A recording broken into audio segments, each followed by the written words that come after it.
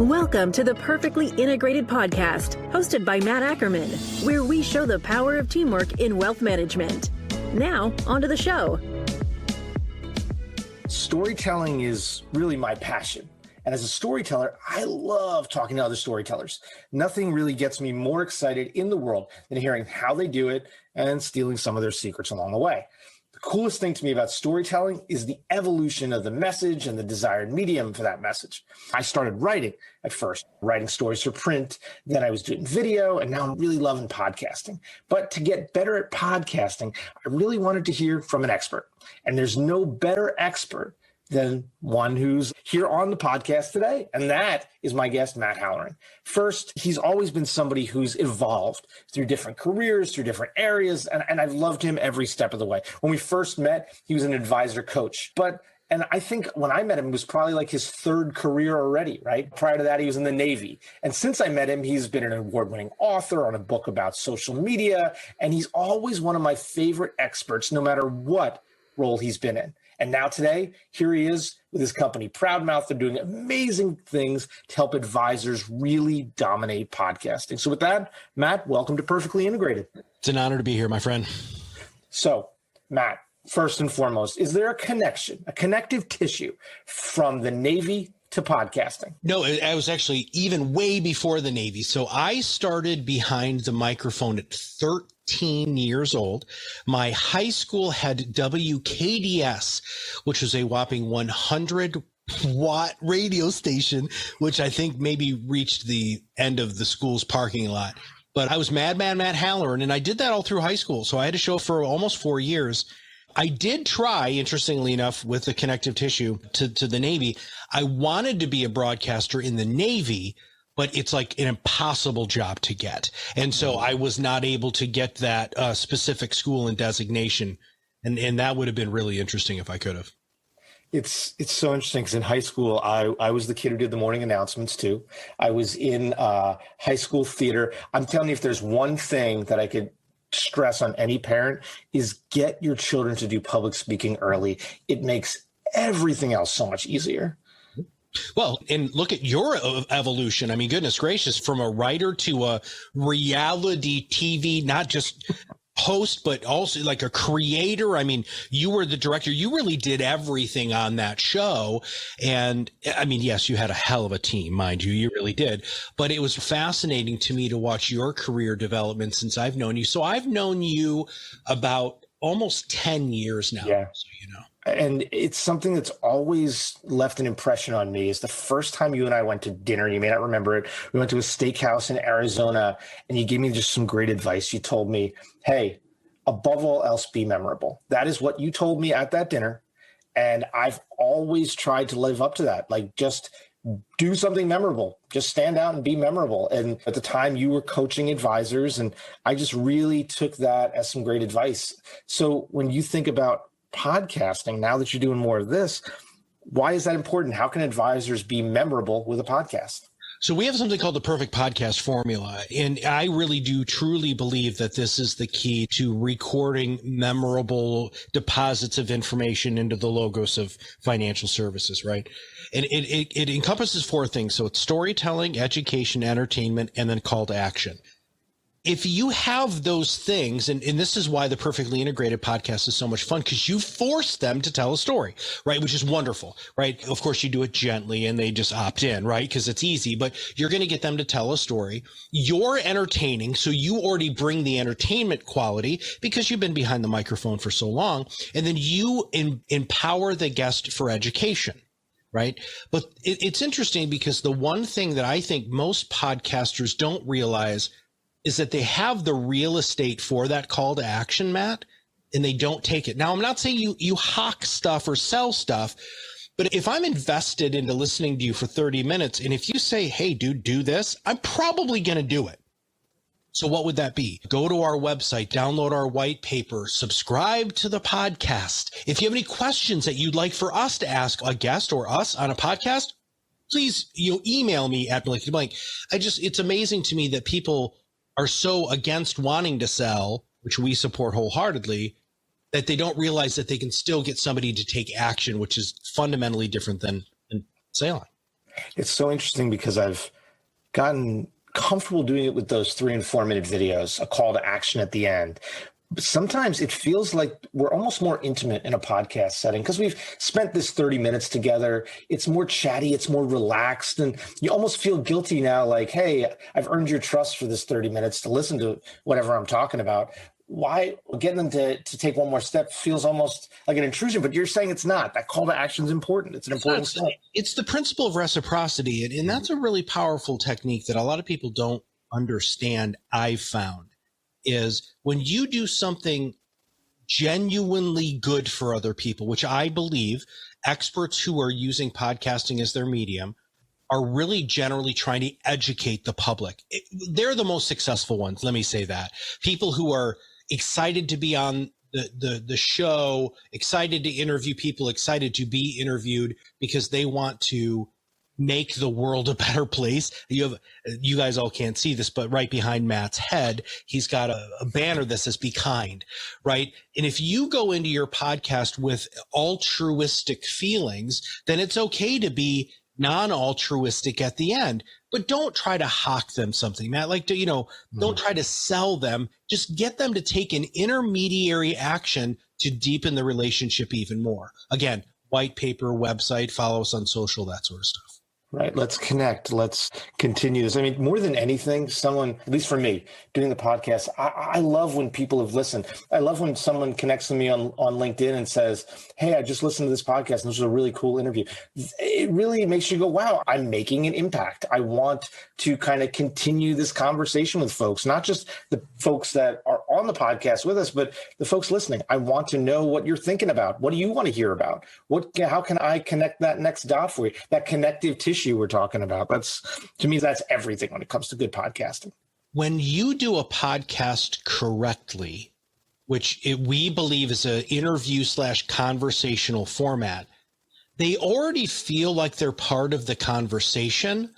And then when they can actually have that conversation, they're in a very different mental state. I just was a woman had reached out to me. No, I reached out to this woman on LinkedIn who was going to be a great guest on our show. And I was like, okay, I totally got to reach out. And she said, I've been listening to your podcast for years. I can't believe you want me on your show. I'm like, well, you're a thought leader, right? I mean, you're this woman's like a hardcore thought leader, and she puts out amazing content. And she says, I feel like I already know you so well because I've listened to so many of your shows. And think about that from a financial advisor perspective. Your ideal clients and your ideal prospects are inviting you into their home during their quiet time. When else and how else are you going to get invited into your client's quiet time? And it's also a very easy to execute medium. Anyway, that's kind of you're feeling the results of this already. And you guys have not done that many podcasts. You're feeling the results of this because you're putting out great content, Matt. Yeah, and you're right. We haven't done that many episodes. You start to look at it. We've done a dozen maybe, and you start to feel the growth. But it's hard because advisors want immediate ROI, right? So they've done, and that's got to be the hardest thing for an advisor when they start a podcast is it's a slow burn. It's hard to start building that audience, and that can be hard for an advisor to hear. It is the wrong mindset. So we call it ROI, but it's return on influence, right? I was just talking to a gentleman today. He's 8 months in with us. Now he's a little bit of a results not typical, or your results may vary, but he talks about his podcast with everybody, right? And even before he released his first episode, he had gotten 2 new clients because he said, I have a podcast. And they're like, what? Because it's panache, right? It's something special, fundamentally unique and different, but it also gives them an opportunity to get to know you in such a great way. So we call it return on influence. Now, you have to have a long-term marketing mindset. Matt, I tell this story often. I'm going to tell a very short version of it, but I taught my kids how to ride a bike. And I'm sure you've done this with CJ, right? I'm holding onto the back of the bike and we're at the top of this hill, and I let the bike go with one of my kids. I've got twins. So Wesley goes first and he's looking at his front tire and he's overcorrecting and he wobbles so much that he falls right over. He only went about 15 feet, right?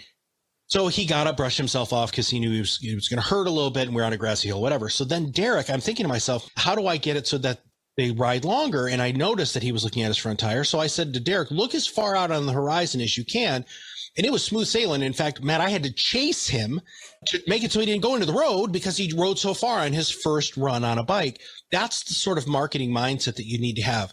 You need to have short, mid, and long-term marketing goals that you're going to set and realize that it's almost like the comic book character, the Juggernaut, right? Once you get that momentum, you don't ever lose the momentum. In fact, the guy I talked to this morning, he said, Matt, I feel like we are so far ahead of every other advisor and he only has 16 podcasts in the can. We live in this world of metrics, which are a blessing and a curse. I love quantifying. I love examining data. I've been that way for years. The difficulty is we compare ourselves against metrics that are difficult to reach at the beginning, right? So you're looking at a Joe Rogan podcast over here, or you're looking at a YouTube channel with millions of views, and you're like, this isn't success. I think the key is what you did with your sons there. You let them know, like, hey, Wes, just because Derek went into the street there, doesn't mean you're going to do that.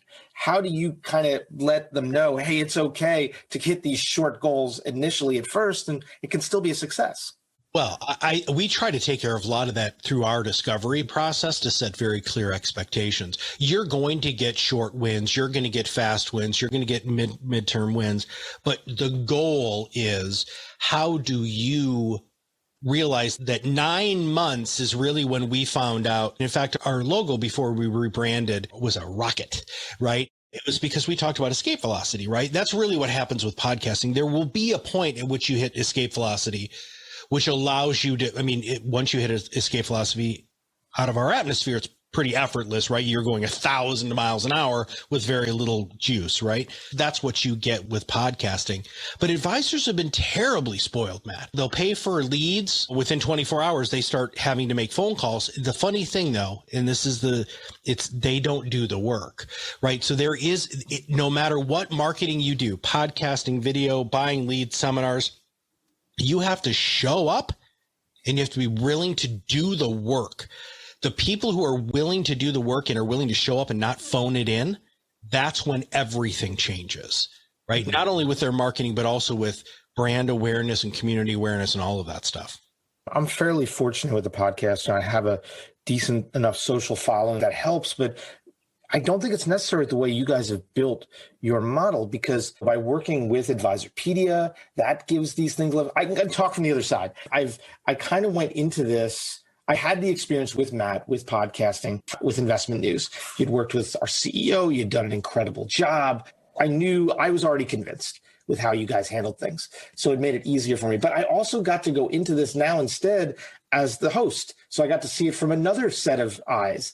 And the work you do with Advisorpedia automatically helps a lot. Having that marketing. So it's not just like record and pray, which I've seen some podcasts recorded like out there. You guys have a clear model of what and how to create success here. And you have to start within your existing book of business and relationships, Matt. That's exactly what you've done. You have a huge following on social media with all of the time that you've spent in the media, right? Advisorpedia has unbelievable amounts of people clicking on that site and reading news and listening to podcasts and reading blogs and all of the great things that Pedia does. But you have to start there, and that's where you're going to get the most wins. So we just partnered with a guy named Bill Cates. He's the referral coach, right? This guy is about as famous can be. He's been like a mentor, hero, somebody I've looked up to really since I got into coaching. He's published 8 books now, 9 books. And so he's podcasting with us now. And one of the things that he said was, it is a lot easier to refer somebody to a podcast than it is to have them call my guy, right? And what a great thing to do to say, hey, you know what? I'd love it. And of course, Bill will still turn it into, you need to call my guy, which he's a genius at. But how awesome is it to just plant that little seed and have somebody potentially opt into your marketing, listen to your podcast, and then when they see that person again who referred them to the podcast, they're going to say, hey, I want to know more about your advisor, right? That's when all of this stuff really starts singing together, but you got to start within your book of business. You are not going to be the next Joe Rogan. Nobody's going to be Joe Rogan. Oscar Wilde said something, which I think this is my quote for this year, by the way, which is, be yourself because everybody else is taken. right? When you are unapologetically yourself and when you're in the zone and in the mode and being the greatest advisor you can be and getting that into the can, as we call it, in recording it as a podcast, everything can change within your life. It's funny because I can remember in high school writing for some bio that Matt wanted to be the next Vin Scully. Somewhere in college, or perhaps it was early in my career, I realized, hey, it's a lot more fun being the first Matt Ackerman. Yeah. It is, because you're not trying to live up to some unrealistic expectation. Just be you. It's funny, though, when I talk to advisors, Matt, they say, hey, it's easy for you. You have these connections and relationships, and people are going to be fine coming on. And I can't get those same guests. And I guess I've always believed, like, just ask. What's the harm in asking? Maybe you get a no. But when building a podcast, their fear is, hey, I'm never going to get the guests. And I'm like, just ask. Dude, I remember the first big ask I ever had was Bill Good. So Bill Good Marketing, Guerrilla Marketing, the marketing of really the beginning of marketing in financial services, right? So Bill Good's still around, just so everybody knows. He's still unbelievably energetic and hysterical. But I remember reaching out to him. We were maybe 5-6 episodes in, and I called him up. I called him, which of course nobody ever does that stuff anymore, but I called him and he answered the phone. And I was like, and I was freaking out. I was like fanboying out because it's freaking Bill Good, right? I mean, this guy he's Bill Good, right? The father of advisor marketing. And he immediately said yes. I asked Veronica Dagger. So do you know Veronica? Yes, absolutely. With Wall Street Journal. She has a TV show now, all of this sort of stuff. I called up Veronica. I did some work with her in the past. I was a point of contact for her for interviews, and she said yes. This is the thing is, now there have been a bunch of people who've said no, but I'm okay with that because it's a no for now. It's not a no forever. And I had one of those recently where it was somebody who I've admired a very long time. I had the pleasure of doing some video work with him over the past decade. And he said, hey, right now I can't do it. I'm still kind of getting figure out what my next step is. But I promise when I'm ready, I'll give you a call. So like you said, just having that dream list of guests is a really good thing to develop, because if the worst thing they can say is no, well, that doesn't hurt so bad. It doesn't hurt that bad. We have a new podcast called Be Your Own Loud, which is a lot more about like more inspirational stories of people who have gotten their voice out into the marketplace. They've risen above the noise within there, and they've really been their own loud, which are taglines and really core values of who we are. And I was just interviewing this guy. His name is Gavin. And Gavin, at the end of the podcast, I always ask, hey, if you know anybody who'd be a great guest, tell me. And he says to me, Matt, and honestly, I thought of you when this happened, just because you're like my sports. Like when I think of sports, for some reason, I think of Matt Ackerman. So anyway, and this isn't even your sport, brother. I know baseball's your sport. But anyway, so he said, do you like the Harlem Globetrotters? It's like, oh my God, I grew up with them. Scooby-Doo I saw them as a kid, and I took my kids to go see the Globetrotters about almost 10 years ago. They're about 8 years old.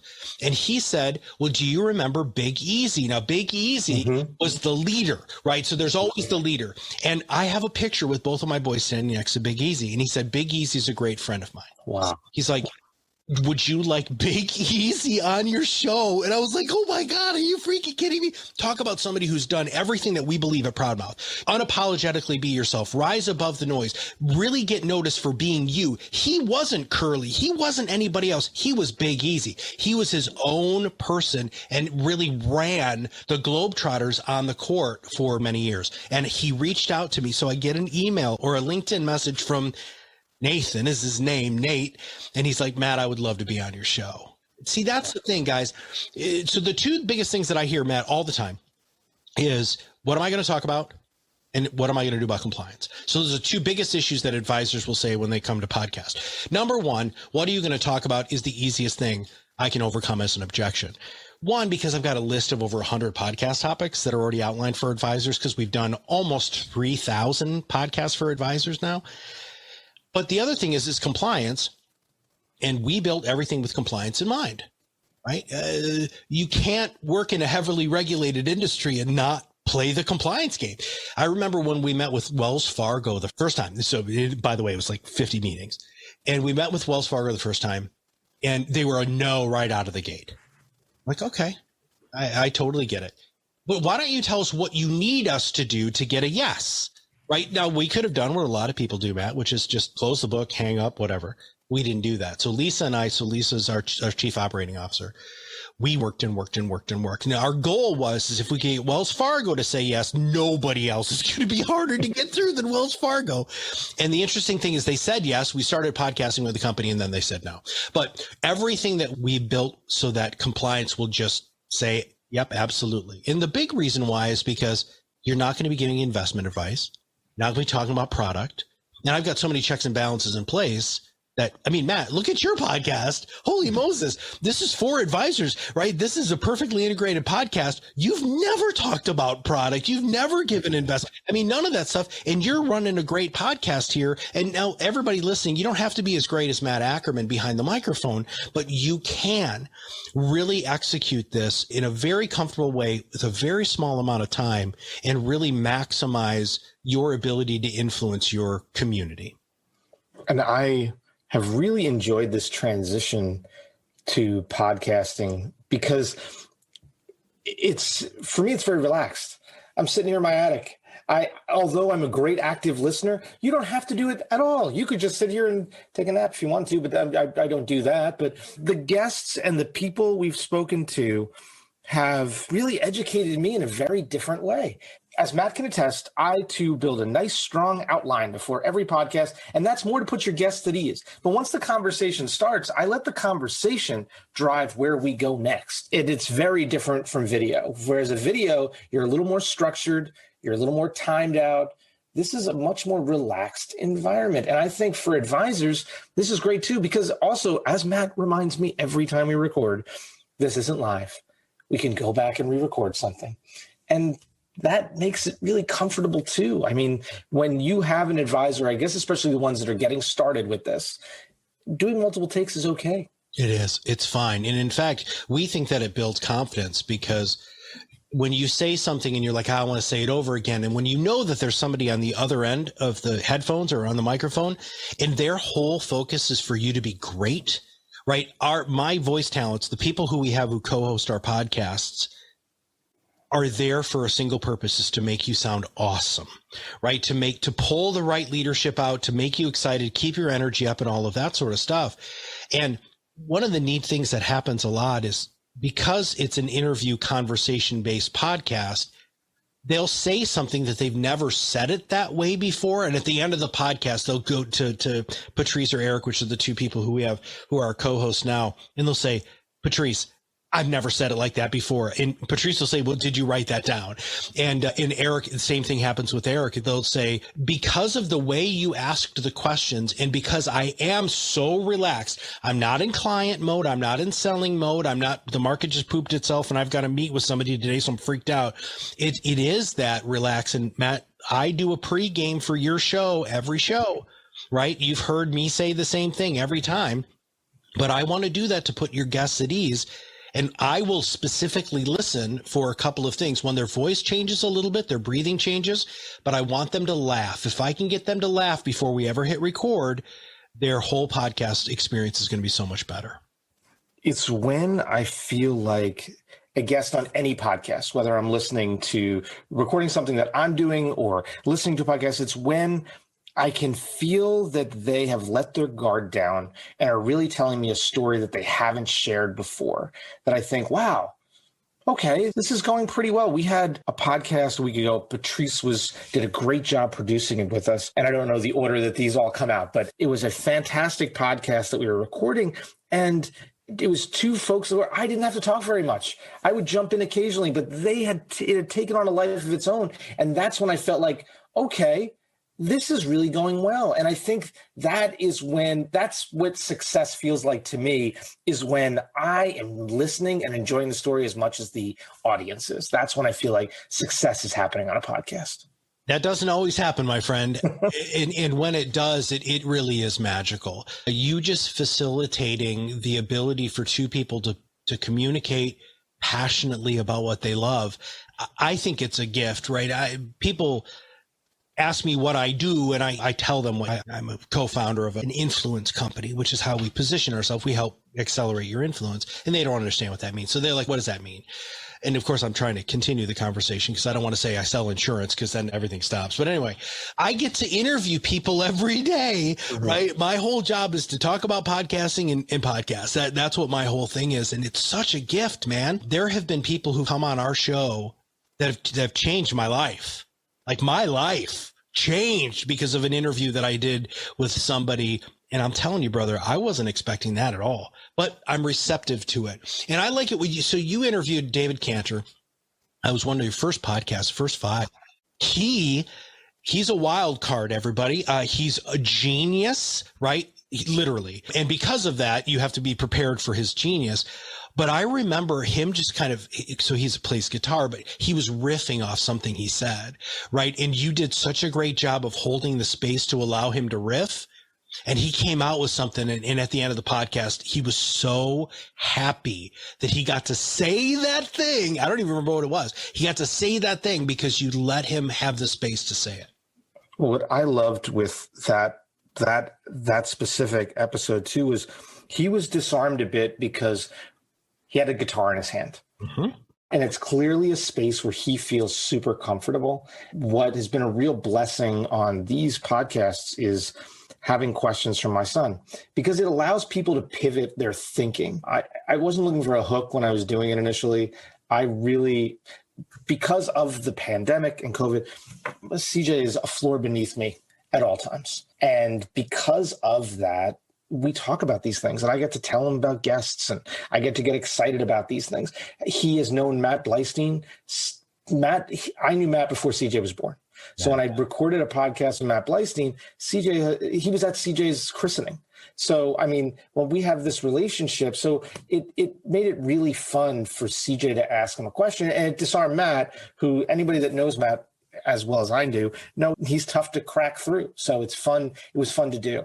And it's fun to tell him about guests too. So when we disarmed David Cantor, in that moment, he's then able to have a guitar in his hand, and now he's telling a story from a different perspective. And I think that's fun to do. Like I said, being memorable for me and bringing CJ into the conversation has been a blessing for me too, and really fun. Yeah. Well, I think you do a magnificent job of it. And thank you, buddy. That idea of the change between video, which is so highly structured, in going to a podcast that can have as much structure or as little as you want, I think really does give somebody with your journalistic experience a lot of freedom. To me, the more fun thing with these is you learn a lot, because I'm sure you do the same thing. You do a little research, you find out about these folks, you see what makes them tick. And some people it's automatic, like with somebody like you that I've known for a long time. And you just are always trying to find out one more thing. What else? And I think, first of all, you give such great advice, and you've given me great advice over the decade I've known you. But when you think about how advisors can improve from here, let's say you've done 5 podcasts with somebody. What is some good advice to help them improve so they can get better at all this? We actually grade our podcasters. So you haven't experienced this yet, but you will. We have a lady in our organization who one of her jobs is to listen to the podcast. We got a 10-point grading system. Then you can score from 1 to 5, right? The first thing is you can't sell. That is the biggest mind switch that has to happen in your mind when you're behind a podcast.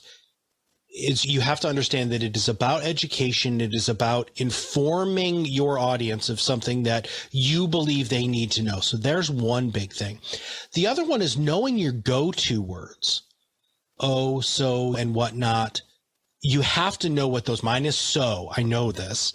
I used to have a sticker, a little yellow sticky that sat on my monitor that said, don't say so. And for the first 150 podcasts Kirk and I did, I looked at that piece of paper. Now I don't say it as frequently. I still say it every once in a while. So know your go-to words. The funniest one, and you brought this up right at the beginning, I did theater also. And I also sang, and I played the double B-flat concert tuba. So breath was very important to understand how to handle. People don't know how to breathe, Matt. They're breathing with these really short, shallow chest breaths. And then when they get to the end of the sentence, they run out of air and they get and it sounds like they're less confident. One of the techniques that I bring all about, you have to breathe from your diaphragm, big belly breaths. And if you do that, you're not going to run out of steam. You're not going to get lightheaded, and you're going to come across as being much more solid as a performance as you would if you were just taking those little itty bitty chest breaths. I know my crutch words are absolutely and awesome. Absolutely awesome. Where I crutch the most, and I'm working on it constantly, is you've finished an answer and I'm thinking of my next question and I need that 3 seconds. Even if I've already got the question in my head written down on a piece of paper, I'm going to absolutely or awesome you.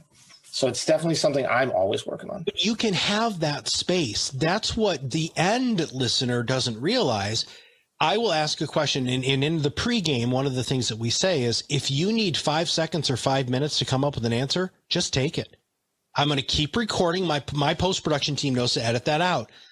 But having that space, it also, Matt, and this is active listening, Matt being a therapist by training background, is giving somebody that 3 to 5 seconds after they say something, I believe is a huge sign of respect, because it shows that I'm listening to listen.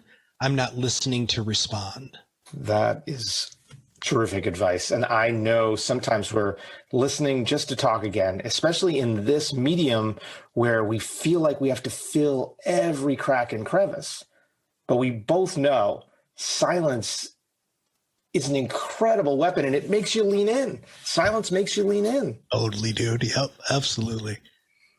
You're always a person who's looking to improve. When you look back on the career you have, you look back on every step of the way, every iteration, every movement. If there's one thing you could change along the way, what would it be? Probably not hold grudges, because as you go through, there are people who aren't celebrating your success. One of the things that I love about you when I was coaching and consulting is you were a safe place to celebrate success, right? You weren't like, well, it was freaking, I'm happy for you, Matt. Good job. Congratulations. And that wasn't the way it always was. My first book came out. There were a lot of people who really were not happy that I wrote the first book on social media in financial services, because that was their gig, right? Or they hadn't written the book yet, or they didn't get the book deal, or whatever, right? I took some of that stuff personally. And I really wish that in my younger years, which wasn't that long ago, dude, that I wish I would have let that stuff just kind of roll off a little bit more. Because there are probably 4 or 5 people who, if their name comes up in conversation, I'm still like, hey, and I need to get over that. That's something that it wouldn't just be that I would go back and do differently, but it's something that I'm constantly working on. It's so interesting to me, because I think being a competitor, being a competitive person, it makes you better. It keeps you wanting to do more and do stronger things. And I know I'm a competitive person. I have to really channel that energy when it's like Candyland and my 3-year-old wants to play Candyland. So I have to really like hold that in. But it's something that's made me better in my career, is kind of always wanting to kind of try something new and do something innovative. And hey, let's test this out. And I think that this podcasting piece of this is part of that. I want to make it better every time out of the gate. And I think you're a competitive spirited person, and it's what's made your journey so interesting to follow, because you're always looking for that innovative path along that journey. Yeah, I love change, Matt. I love it. I love the entrepreneur side of my life. I love always trying to stay one step ahead. And the reason why that's so important for me is I am not burdened with genius. So I know that 99.9% of the rooms that I ever go into, I'm not the smartest person there. So going into being entrepreneurial, being technologically advanced, trying to find the newest, greatest thing that will be able to help people. I think if you go into those with the eyes of a child and try to look at it with no predispositions or suppositions about the power of whatever that is, I think that's one of the reasons why we've been able to make the moves that we have. Because Matt, when we about 5 years, right? So we're still a fledgling, brand new, still startup company on the grand scheme of things. And there were not a lot of business podcasts 5 years ago, like business podcasts. There were a lot of personal podcasts, NPR, all of the great NPR podcasts, but there wasn't a lot that had to really do. There were sales podcasts like Dan Sullivan and Joe Polish. They have its 10X podcast, it's been around forever. That's very sales based. There wasn't a lot of business, like business owners, experts depositing their thought leadership into their community. And we still believe that we haven't even scratched the surface yet. We could help 10,000 more people do this, and we'd still have room. There are so many great advisors out there with great points of view. Some of them are the smartest people in the room, and some of them are modest enough to know that they are good at talking to get the most out of the smartest people in the room. And I think all of that content is so valuable. And the most interesting thing, well, I've learned a lot from this conversation today, but one of the most interesting things that I've learned over, I think, the past 5 years is that with the growth of podcasting and the ease at which it can go into the stratosphere and building an audience, and if you have somebody like you and your firm on their side, you can get the marketing to get ears and to listen to these things. You don't have to be in the media anymore to build media. And that's an incredible new step along this journey. Super powerful, man. It's really powerful. So my last question, I always do the last question from CJ, and I'm excited to ask you one. So the cool thing is because I've known you for so long and obviously followed you on social media, and we've had conversations. You've been trapped in a boardroom that I trapped you in for days while I allowed you to film one scene, or called you at the last minute and flew you to Chicago to do a practice makeover. But so I explained to CJ all this stuff, and he said, my dad said, you have chickens, you've done welding. What's the coolest hobby that you haven't tried yet, but you want to try? Now, I've tried it, but not.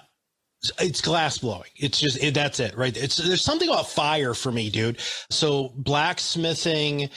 So I do blacksmithing also because there are certain things that you can't weld in specific ways, whatever. And welding is basically knitting with fire, which is basically how a lot of us talk about it. But it's blowing glass. There's this television show called Blown Away. I don't know. It's on Netflix or whatever. And what they can do with the glass, it's so beautiful. And just working with that level of temperature and being able to manipulate something so fragile and turning it into something so beautiful, man, that to me would be, now my wife would kill me if I tried to do something else like that, because welding is not an inexpensive hobby. But yeah, that would be it. That would be it, CJ.